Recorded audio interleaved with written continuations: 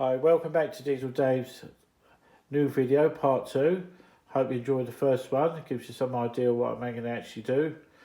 Like I say, over the Christmas period I had a little bit of cat damage on my layout where they were sleeping on there.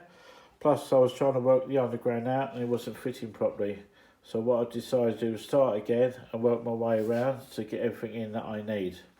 Because like I say, as we come around here now, this is the first change.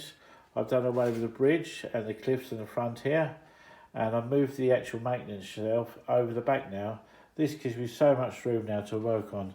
Like I say, what I've actually done there, I've got 2 tracks there you can see, and I've got a class 66 sitting in there.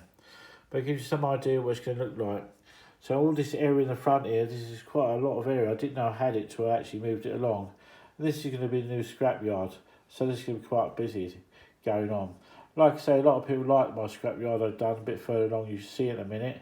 But like I say, it's nice to do on a bigger scale. As we come along here, we've still got these nice little cottages here. We spend a lot of work on it, especially my wife did. We're doing all the plants and vegetables and things like that. So we're having to locate that somewhere else.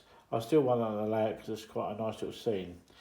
Like I say, as we come over here, a little bit of damage where the cat's done. This crossing is all going to be moved, so we're having to move it in and link up with a new track coming through on the right hand side. This is a scrapyard here where we've done. This does look nice. A lot of people like it, but like I say, it's all going to get changed and it's all going to be moved up to on the right hand side. So it gives you a bit of room to put something else in. I will keep the warehouse over the back. I do like that. It's quite impressive, especially with the weathered and barbed wire the fence. That does look quite impressive, so I still need to finish that off. As we come around here now, I will move this tunnel away and put something else in here. And I'll still keep these cliffs on here because they do look quite impressive. And with the road underneath, it gives you like a 2-dimensional. And the rest of it's just like tip at the moment, needs a bit of work on it.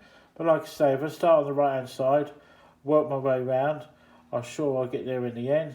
So as you hope to catch me on another journey. So this is Diesel Dave, say take care and stay safe.